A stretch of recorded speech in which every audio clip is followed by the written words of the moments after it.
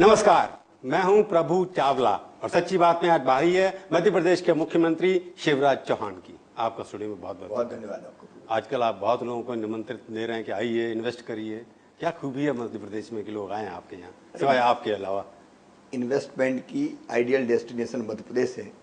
मध्य प्रदेश में ज़मीन उपलब्ध है, मध्य प्रदेश में 24/7 पावर है, मध्य प्रदेश में पानी की व्यवस्था है। मध्य प्रदेश ऐसा प्रदेश है जहाँ ना कोई पूरब का है, ना कोई पश्चिम का है, ना कोई उत्तर का है, ना दक्षिण का है। मध्य प्रदेश में जो आता है वो जैसे दूध में शक्कर मिल के एक हो जाती है, वो मध्य प्रदेश का ही हो जाता है। ये तो ये बातें जो आप कह रहे हैं तो पुरानी है ना, जमीन वहाँ थी, पानी भी था, बाढ़ भी ज्यादा आती थी, तो पहले भी कभी नहीं आए। 10 साल से आप मुख्यमंत्री हैं तब भी लोग नहीं आते। पहले तो कहीं साख कम है किसी प्रदेश की? पहले पावर नहीं था 24/7, इंडस्ट्रियल पॉलिसी ऐसी नहीं थी जो इन्वेस्टर को आकर्षित कर सके। तो आपने कुछ दिन पहले 2-3 साल पहले इंडस्ट्रियल पॉलिसी अनाउंस की। तो तभी से लोग आना शुरू हुए। 1,15,000 करोड़ का निवेश तो 2 साल के अंदर ही आया। और सबसे बड़ी बात यह मध्य प्रदेश में मैं भी हूँ। नहीं, उसी को मैंने पहले कहा ना, आपके अलावा खूबी क्या है वहाँ? तो यही तो मैंने आपसे कि आप तो हैं, ठीक है, लोग कहते हैं कि आप काम करते हैं, ईमानदार आदमी है, मेहनत करते हैं, पर सवाल है कि वहाँ का एटमॉस्फेयर इतना खराब बना हुआ है कि कनेक्टिविटी नहीं है, ना एयर कनेक्टिविटी है, ना रोड कनेक्टिविटी है, ना रेल कनेक्टिविटी है। मैं आपको ये कहता हूँ, रेल कनेक्टिविटी से आप शुरू करें तो इंदौर हो, भोपाल हो, ग्वालियर हो, जबलपुर हो, सारे हमारे शहर वेल कनेक्टेड है। एयर कनेक्टिविटी का जहाँ तक सवाल है, इंदौर हिंदुस्तान के हर प्रमुख शहर से जुड़ा और इंटरनेशनल फ्लाइट शुरू होने वाली है। भोपाल में भी फ्लाइट्स हैं, संख्या थोड़ी कम है, उसको भी हम बढ़ाने का काम कर रहे हैं। जबलपुर से भी एयर कनेक्टिविटी है। ग्वालियर में इंडस्ट्री कॉरिडोर बनाने की कोशिश की थी, एक खोला था आपने इंडस्ट्रियल स्टेट, वहाँ वो भी कुछ नहीं हुआ, वहाँ भी बंद हो गया ऑलमोस्ट। क्या है हुआ? जब से हम आए हैं, जब से हम आप देखिए मालनपुर में बाहर आई है उद्योगों की जमीन अब हमारे पास बची नहीं है। जो उद्योग चल रहे हैं वो बहुत बढ़िया ढंग से चल रहे हैं। कोई बड़ा उद्योग बताइए जो आया हो पिछले 10 साल के अंदर, जो बड़ा हो, जैसे अंबानी ने लगाया हो, अडानी ने लगाया हो, टाटा ने लगाया हो, ऐसा व्यक्ति जो। हिंडाल्को का एक ही प्लांट आया है जिसकी लागत 10,000 करोड़ से ज्यादा है। अंबानी जी का रिलायंस का जो पावर प्लांट है उसकी लागत 20,000 करोड़ रुपया है। मानफोर्ज वगैरह जो आए हैं और हमारे यहाँ टेक्सटाइल यूनिट आई है, लगभग 2,000 करोड़ का इन्वेस्टमेंट उस क्षेत्र में आया है। इसलिए अगर आप अलग अलग देखेंगे, सीमेंट फैक्ट्रीज कई हमारी, सबको मिला के आप 1,10,000 करोड़ कह रहे हैं? 1,15,000 करोड़ तो 2 साल में इन सबको मिला के। हाँ, इन सबको मिला के। उसके बावजूद भी अनएम्प्लॉयमेंट परसेंटेज जो आपके यहाँ है वो देश की एवरेज से ज्यादा है। अरे इसीलिए तो कर रहे हैं बाबा। हाँ, तो अगर सब कुछ इसको बाकी छोटे पैमाने पर जो इकट्ठे होने चाहिए थे वो इन्वेस्टमेंट होनी चाहिए। एमएससी में छोटे पैमाने, medium and small scale MSc का जहाँ तक सवाल है, मध्य प्रदेश में पिछले 5 साल में 2 लाख यूनिट लगी है। 2 लाख यूनिट, 5 लाख से ज्यादा लोगों को रोजगार मिला है। और जो ग्लोबल इन्वेस्टर समिट हम कर रहे हैं उसमें पहले दिन 9 तारीख को हमारा जोर SMSE पर ही है। उसी का सम्मेलन हम कर रहे हैं। कल राज मिश्रा जी उसका उद्घाटन करेंगे। तो हम दोनों में बैलेंस बना के चल रहे हैं। हमको लघु उद्यमी भी लाना है, लेकिन लाना नहीं, मध्य प्रदेश में भी पैदा करना है। मध्य प्रदेश की धरती पे मध्य प्रदेश के नौजवानों को मैं उद्योगपति बनाना चाहता हूँ। ये बात जो आपने की ना, मध्य प्रदेश के लोगों को उद्योगपति बनाना चाहता हूँ कि गुजरात के अंदर मोदी जी ने किया पिछले 10 साल के अंदर, 12 साल के अंदर, जो वहाँ पर इंडस्ट्री पहले भी काम करते थे, उन्होंने उनको अच्छी सुविधाएं दे करके, अच्छा एडमिनिस्ट्रेशन दे करके आगे बढ़ाया। इंटरनेशनल लोग भी आना शुरू हुए वहाँ पर। आपके अभी तक इंटरनेशनल इन्वेस्टर ने कोई ज्यादा इंटरेस्ट नहीं दिखाया? नहीं, ऐसा नहीं है। मानफोर्ज इंटरनेशनल है, ल्यूकॉन्ग इंटरनेशनल है, जॉन डियर इंटरनेशनल है। गुजरात का मुकाबला नहीं, गुजरात का मुकाबला हम नहीं करेंगे। गुजरात की अपनी विशेषता है। कोई राज्य, कोई दोनों राज्यों में क्या विशेषता है जो आप में कमी है, जो उनमें अच्छी आई है? गुजरात है। ये गुजरात है क्योंकि वहाँ मोदी साहब 12 साल नरेंद्र की सरकार, बीजेपी की, नरेंद्र मोदी जी के कारण, उनकी नीतियों के कारण, उनकी योजनाओं के कारण गुजरात ने बहुत तेज गति से प्रगति की और गुजरात सबके लिए मॉडल बन गया। पर मध्य प्रदेश जो सबसे बड़ा प्रदेश है ज्योग्राफिकली, उसके अंदर जो कुछ होना चाहिए था पिछले 20 साल के अंदर देश के मुकाबले, जहाँ देश ऊपर पहुंच गया, उतनी तेजी से मध्य प्रदेश नहीं बढ़ा आगे, जहाँ की आपकी 15 साल से सरकार है। आज हम सबसे आगे हैं। आप देख लीजिए, एग्रीकल्चर में आगे हैं। नहीं, विकास दर ओवरऑल जो विकास दर है उसमें 11.08% मध्य प्रदेश की है। बड़े राज्यों में नंबर 1 मध्य प्रदेश। लगातार 7 साल से डबल डिजिट। बिहार भी 12% पे पहुंच गया था पिछले 2 साल पहले। इस साल की मैं बात कर रहा हूँ, बिहार हमसे पीछे। अब 22 साल पीछे आप। 2 साल पहले तो। लेकिन मध्य प्रदेश लगातार 7 साल से डबल डिजिट में हमारी ग्रोथ है।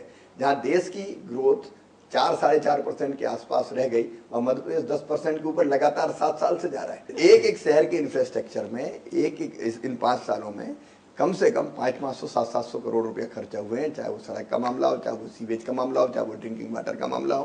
पहले से स्थितियां बहुत बेहतर है।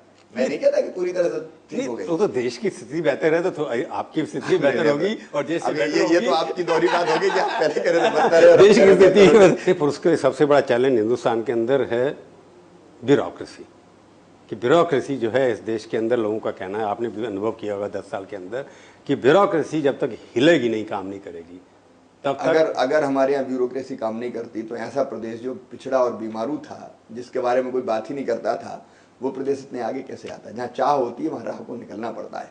आप खुद कितना काम करना चाहते हैं और कैसा काम करते हैं, इस पर डिपेंड करता है कि आपके सहयोगी कैसा काम करते हैं। जैसे व्यापम स्कैम आ गया, उसके बारे में आपने क्या किया, सब अखबारों में छपा, पर वो आपको लगता है कोई योजनाबद्ध था या अपने आप हो गया? योजना का कोई सवाल ही नहीं था। हमने सारी परीक्षाओं को ट्रांसपेरेंट बनाया था। कांग्रेस के जमाने में कोई व्यवस्था ही नहीं थी। जनपद पंचायत और जिला पंचायत के अध्यक्ष वहाँ शिक्षक तय कर देते थे, चुन देते थे। एसपी वहाँ कांस्टेबल का सिलेक्शन कर देता था। हमने सारी भर्तियों के लिए एक ट्रांसपेरेंट प्रक्रिया बनाई, उसके लिए एक संस्था बनाई, अलग अलग तरीके से। कोर्ट में चल रहा है ना? लेकिन वो कोर्ट में केस चल रहा है। अब उसमें कहीं कोई गड़बड़ की मुझे शिकायत मिली तो मैंने एसटीएफ को जांच दी। एसटीएफ जांच कर रही, कानून अपना काम कर रहा है। जिनने गड़बड़ की उनके खिलाफ कार्रवाई हो रही है। वो तो पॉलिटिकल, आपको लगता है पॉलिटिकल इशू था? वो इशू कोई था ही नहीं। अगर कोई गड़बड़ थी तो पकड़ने वाला मैं था। एक और जो बात कार्रवाई मैंने की। जो कांग्रेस वाले आपके खिलाफ कई बार प्रचार कर देते, जब अभी झगड़ा है कि हिंदुत्व एजेंडा जो बात हो रहा है, कि भारतीय जनता पार्टी हिंदुत्व के एजेंडे के ऊपर चलती है और मध्य प्रदेश उससे आगे, सबसे आगे है उसके अंदर। देखिए, भारत की माटी में है, भारत की जड़ों में है सर्वधर्म संभाव। ये हिंदुत्व है जो हमको सिखाता है एकम सद विप्रा बहुधा वदंती। ये हिंदुत्व है जो हमको सिखाता है एम निजम परावेत्ति गणना लघु चेतसाम उदार चरिता नाम तु वसुदैव कुटुंबकम। ये हिंदुत्व है जो हमें सिखाता है सर्वे भवन्तु सुखिनः सर्वे सन्तु निरामया सर्वे भद्राणि पश्यन्तु मां कश्चित् दुःख भाग भवेत्। ये हिंदुत्व है जो कहता है धर्म की जय हो, अधर्म का नाश हो, प्राणियों में सद्भावना हो और विश्व का कल्याण हो। नहीं, कांग्रेस वाले हर बात को इसलिए जो आपके खिलाफ इसी चीज से हमने सीखा है सर्वधर्म संभाव। इसलिए मध्य प्रदेश की जो सरकार चल रही है, भारतीय जनता पार्टी की जो सोच है, वो जो एकात्म मानववादी सोच, उसके हिसाब से हम चल रहे हैं। सबको साथ में लेके सब सुखी हो। नहीं, अभी ये कंट्रोवर्सी मैंने अखबार में देखी, जैसे क्रिश्चियन की प्रॉपर्टी की मैनेजमेंट के ऊपर कोई बोर्ड बनना चाहिए, जैसे वर्क बोर्ड है, उसके ऊपर एक इशू बना है। वो भी का हिंदू एजेंडा का एक था कि सब धर्मों को बराबर लेकर। कोई ऐसा एजेंडा नहीं है। सबके साथ समान आदर, समान व्यवहार, सबको साथ आगे बढ़ाने की कोशिश। हाँ, मैं ये कहूंगा कि ये विचार भी हिंदुत्व से अनुप्राणित है। कौन सा वाला विचार? सबको साथ लेके चलो, सबके भले के लिए काम करो। जो बोर्ड बनाने की बात, क्योंकि आप 10 साल से बोर्ड बनाने की कोई बात नहीं है अभी, नहीं है ना कोई अखबारों में छपा? नहीं, हमारे पास कोई बात नहीं है, क्योंकि कोई विचार है। पर एक बात बताइए शिवराज जी, जितने पैरामीटर्स हैं, आरबीआई के ले लीजिए, आप स्टेट गवर्नमेंट एसओएस ले लीजिए, सब ले लीजिए, हर पैरामीटर जैसे आप कहना है कि आप आगे बढ़े हुए हैं, पर मध्य प्रदेश राष्ट्रीय स्तर पर इस बात की चर्चा क्यों नहीं करा पाया कि हम आगे बढ़ रहे हैं? उसमें कमी किसकी है? नहीं, हम लोग कह रहे हैं कमी अगर है कोई तो हमारी है, क्योंकि हम काम करते रहते हैं। लेकिन हो सकता है जितना प्रोजेक्शन होना चाहिए था नहीं हुआ हो। लेकिन मैं ये कहता हूँ कि सॉलिड अगर कोई काम का प्रचार प्रसार होता है तो ठोस जमीन पे जो काम होता है उसका होता है, और धीरे धीरे वो छुपता नहीं, उसकी चर्चा होने लगती। मैं मानता हूँ कि आज मध्य प्रदेश की चर्चा अगर होती है तो इस रूप में तो होती है कि नहीं, मध्य प्रदेश अब अच्छा कर रहा है। नहीं, वो तो होता है, पर जिस तरह पैरामीटर काफी स्टेट से आपके अच्छे हैं, तो लगता है कि आपकी वही जो शुरू का क्वेश्चन था कि साख की बात जो होती है कि आप शिवराज चौहान अपनी मार्केटिंग करने में उतने सक्सेसफुल नहीं हो जितने बाकी हो गए आपके नेता। नहीं, हमारे नेता का सवाल नहीं है। मैं आपके नेता, मैं एक नेता की बात नहीं कर रहा। हम लोग काम कर रहे हैं और काम करते करते जितना काम कर रहे हैं उतना प्रचार हो जाता है। अब एक्स्ट्रा ऑर्डिनरी हो रहा है कि नहीं हो रहा उसके बारे में हमने ज्यादा नहीं सोचा, लेकिन वास्तव में जो हम कर रहे हैं और जो करते हैं वो तो जनता के सामने धीरे धीरे जाता ही है। स्टेट की जनता तो जानती ही नहीं, तो हम इतनी बार चुनाव क्यों, तीसरी बार नहीं, वो तो कांग्रेस खत्म कर दिया आपने। बम्पर मेजोरिटी से हमको चुनाव क्यों जिताती? वो तो कांग्रेस प्रदेश की जनता ये जानती है कि प्रदेश में कितना काम हो रहा है, इसलिए लोग हमारे साथ खड़े हुए हैं। तो आपका मार्केटिंग फेलियर नहीं है शिवराज चौहान का? नहीं, फेलुअर है कि पास है ये मैं नहीं जानता, लेकिन इतना जरूर लगता है कि जो अच्छा काम कर रहे हैं उसका और प्रचार होना चाहिए। लेकिन केवल प्रचार पर आधारित सब चीजें रहे उसकी भी जरूरत नहीं है। इसलिए जो अच्छी चीजें हैं धीरे धीरे बाहर जा रही हैं। पर लोगों का कहना, जो आपके मित्र हैं, जो आपके चाहने वाले हैं, वो जो कहते हैं शिवराज चौहान अच्छे कार्यकर्ता हैं, अच्छे वक्ता हैं, परंतु अच्छे मार्केटिंग वाले नहीं। मेरे लिए पर्याप्त है कि अच्छा कार्यकर्ता है। अगर ये चीज है तो ये जिंदगी की सबसे बड़ी पूंजी है कि आप अच्छा काम करते चलो, मार्केटिंग तो होती रहेगी उसके साथ साथ। तो मतलब आपको आगे बढ़ना है, अगर राजनीति में केंद्र में आने की कोई इच्छा है आपकी? हम लोग ये सोचते नहीं कि कौन कहाँ बढ़ना है। हम लोग तो जो काम पार्टी देती है उसको करते रहते हैं, और इसलिए ये हमारा विषय है ही नहीं कि किसको बढ़ना है किसको घटना है। ये तो पार्टी का काम है कि किसको कहाँ रख के काम करवाना है। तो शिवराज चौहान मोदी मॉडल के पूरे फॉलो कर रहे हैं। मोदी जी हमारे नेता हैं और नेताजी तो अब बन गए ना, पहले तो मोदी मॉडल थे, एक साल में बने नेता। तो मोदी जी आज हमारे नहीं, देश के और दुनिया के नेता हैं, वो तो जीत के आए तो मानना ही पड़ेगा, सच्चाई है वो तो। नहीं सच्चाई, पर उनका मॉडल तो प्रधानमंत्री पहले से चल रहा था ना, तो प्रेरणा देता है उनका मॉडल हमको प्रेरणा देता है। क्योंकि उसके बाद आप तो बाद में बने मुख्यमंत्री, वो पहले बने 3 साल पहले आपसे, तो यही फर्क है उसके अंदर। बाकी मॉडल तो आपका वही चल रहा है जो उन्होंने चलाया था। नहीं ठीक है, उस मॉडल को फॉलो करने में गर्व है। तो उसका कारण है कि आपको पार्लियामेंट्री बोर्ड में लिए गया। इसका जवाब मैं लूंगा एक ब्रेक के बाद।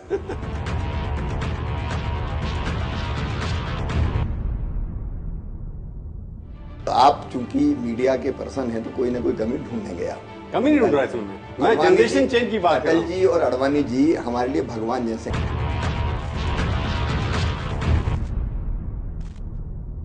सच्ची बात में आपका एक बार फिर से स्वागत है। आज बातचीत कर रहे हैं शिवराज चौहान जी से। आप कह रहे हैं कि मोदी मॉडल बहुत अच्छा है, तो उसी का कारण है कि आप मोदी के फॉलोअर हैं, नेतृत्व तो आपका है ही, वो तो देश फॉलोअर है। देश फॉलोअर, तो मॉडल फॉलो, इसलिए आपको पार्लियामेंट्री बोर्ड में ले लिया गया। मैं तो पहले भी पार्लियामेंट्री बोर्ड में था, आपको पता है। जब आप महामंत्री थे, जब आप अच्छी तरह नहीं, मैं पार्लियामेंट्री बोर्ड का सदस्य बिल्कुल थे, तब आप महामंत्री थे। हमारी पार्टी में ये कोई आधार नहीं, मुख्यमंत्री का पार्टी में तो ये तय होता है कि कौन को क्या। और इसका मतलब ये भी कई बार जो मुख्यमंत्री बनते हैं वो अल्टीमेटली प्रधानमंत्री बन जाते हैं। नहीं, वो बिरले ही होते हैं। बिरले, और तो बिरला तो एक मोदी जी थे। हाँ। और उसके बाद आप हो गए बिरला, और कोई है नहीं। अब तो बरसों तक मोदी जी के काम के कारण। नहीं, वो तो ठीक है, मैं वैसे कह रहा हूँ पार्लियामेंट्री बोर्ड के अंदर मुख्यमंत्री रखे नहीं जाते। 1 साल के लिए राजनाथ जी रखा था, दूसरे साल सब मुख्यमंत्रियों ने विरोध किया तो उनको हटा दिया गया। ये क्या पता था कि वो प्रधानमंत्री बन जाएंगे। अब पहले आप मुख्यमंत्री हैं, वो मुख्यमंत्री रहते हुए पार्लियामेंट। मैं 2004-05 की बात कर रहा हूँ, जब उनको पार्लियामेंट्री बोर्ड का मेंबर बनाया था राजनाथ जी ने। पहले मुख्यमंत्री थे जब उनको बनाया गया था, जब वो बने थे। अब आप पहले मुख्यमंत्री हैं जो उनके पार्लियामेंट्री बोर्ड में मेंबर हैं, अमित शाह जी के। वहाँ कोई मुख्यमंत्री के नाते नहीं होता, वहाँ कार्यकर्ता के नाते। नहीं, कार्यकर्ता के किसी को भी लिया जाता है तो डॉक्टर रमन सिंह जो आपसे सीनियर हैं मुख्यमंत्री। मैं ये कहना चाहूंगा कि डॉक्टर रमन सिंह जी मुझसे सीनियर भी हैं, मुझसे सीजेंट भी हैं और मुझसे ज्यादा योग्य भी हैं, इसमें कोई दो मत नहीं। हाँ। और अगर हमारे बाकी चीफ मिनिस्टर भी देखें तो ये सौभाग्य है। वसुंधरा राजे जी सारे, उन्होंने भी अच्छा काम किया, दूसरी बार चुन गया, तीसरी बार चुन कर गया वो, और मनोहर पर्रिकर ने भी बहुत अच्छा काम किया। तो ये तो बीजेपी है जिसमें इतने ज्यादा लोग हैं जो इतना बेहतर काम करते हैं। जो अब नई जनरेशन चेंज आई है कि लगता है जो विकास कर सकते हैं, जो पार्टी के साथ रह सकते हैं, चाहे उम्र उनकी बड़ी हो गई, उनको बाहर बाकी नए लोगों को अंदर लाया जाए। नहीं, बाहर का तो देखिए सवाल ही नहीं है कि माननीय अडवाणी जी हों चाहे माननीय जोशी जी हों, हमारे लिए केवल नेता नहीं है, हमारे गाइड भी हैं, हमारे फिलासफर भी हैं। पर आपके यहाँ तो वर्किंग कार्यकारिणी की मीटिंग हुई, उसमें अडवाणी के फोटो नहीं थी, अटल जी की फोटो नहीं थी, अखबारों में देखा मैंने। तो अब पता नहीं कौन से अखबार में देखा है। लगी हुई थी जब आप कार्यकारिणी की मीटिंग हुई। कौन सी कार्यकारिणी की? जो अभी जो आपके यहाँ मध्य प्रदेश में नए अध्यक्ष बने तो उसमें जो पीछे लगे होते हैं। देखिए, हर मीटिंग में जो फोटो रहती है, कुछ सब नहीं लगती, लेकिन आप नीचे अगर देखेंगे तो फोटो लगी थी। नहीं, जो पीछे लगता है जैसे जो। अब ये मैं बहस का विषय नहीं है, देखो प्रभु जी, कि कौन सी फोटो लगी कौन सी फोटो नहीं लगी। नहीं, मैं जो कह रहा हूँ कि आप जो एम्फेसिस जो है वो लोगों के विकास जो है। नहीं, आप चूंकि मीडिया के पर्सन हैं तो कोई ना कोई कमी ढूंढने गया। कमी नहीं ढूंढ रहा इसमें मैं जनरेशन चेंज की बात कर रहा हूं। अटल जी और अडवाणी जी हमारे लिए भगवान जैसे हैं। मैं जनरेशन चेंज की बात कर रहा हूं, कमी नहीं ढूंढ रहा कोई भी। नहीं, कई बार स्वाभाविक होता है ये, लेकिन वो हमारे मार्गदर्शक हैं, वो हमारे फिलासफर हैं, उनसे हम गाइडेंस प्राप्त करते हैं। उनने पार्टी खड़ी की। आखिरी सवाल मैं पूछूंगा आपसे, आप गुस्सा मत खाना उसके ऊपर। पहले तो कह रहा हूँ कि मध्य प्रदेश ने इतनी तरक्की की, आपके नेतृत्व में तरक्की की। जब मध्य प्रदेश के MP था, आपने 27 जितवाया ना शायद 29 में से, 2 पता नहीं किस तरह से जीत के, आपके अंदर की अंडरस्टैंडिंग कुछ रही होगी, दूसरी बात है।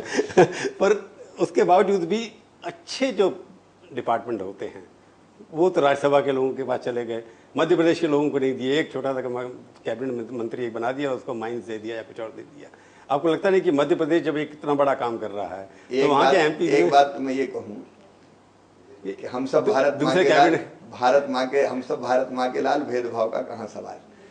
हमारा जो केंद्रीय मंत्रिमंडल है बहुत सक्षम और समृद्ध है, और मध्य प्रदेश, मैं उसकी बात ही नहीं कर रहा। मध्य प्रदेश को प्रतिनिधित्व का सवाल, प्रधानमंत्री जब सक्षम है तो प्रधानमंत्री सक्षम होगा। बड़ा सवाल मध्य प्रदेश को जहाँ तक प्रतिनिधित्व का सवाल है, मैं ये मानता हूँ कि बहुत बेहतर प्रतिनिधित्व मिला है। सुषमा जी भी मध्य प्रदेश से हैं।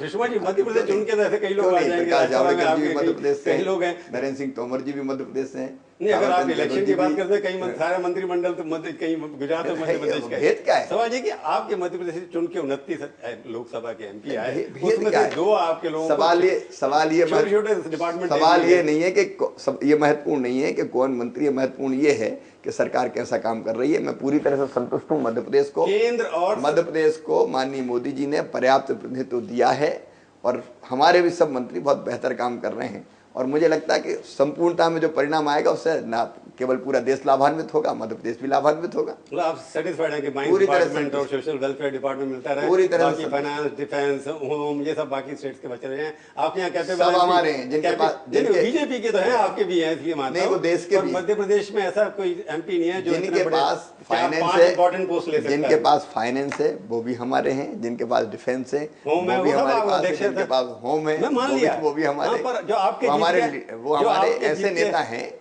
कि जो मध्य प्रदेश को बहुत लाड़ करते हैं, प्यार करते हैं और मध्य प्रदेश को भरपूर जो विकास में सहयोग कर सकते हैं वो करने की कोशिश करते तो आपको लगता है केंद्र में अगर आपके प्रतिनिधि अच्छी पोस्टों पर होते तो आपको फायदा हैं। है होगा ना, ये हमारी प्रतिनिधि है। नहीं, आपकी जो मध्य प्रदेश जीत के आए थे, कल के हम इतने संकीर्ण नहीं है। माननीय जो बाकी आपके माननीय वो तो मंत्री सुन रहे हैं ये बात कि हमारे मध्य प्रदेश के एमपी जो हैं उनको अच्छी पोस्ट नहीं मिले तब भी गुजारा हमारा हो जाएगा। नहीं, हम सब भारतीय जनता पार्टी के कार्यकर्ता है, जिसको जो जवाबदारी दी गई है वो निभा रहा है और काम से मतलब। चलिए, आप हमारे स्टूडियो में आए, बहुत बहुत धन्यवाद। आपको ही। तो ये थी आज की सच्ची बात। अगले हफ्ते आएगी बारी किसी और हस्ती की और उनसे हम करेंगे सच्ची बात इसी समय इसी चैनल पर। तब तक के लिए प्रभु चावला का नमस्कार।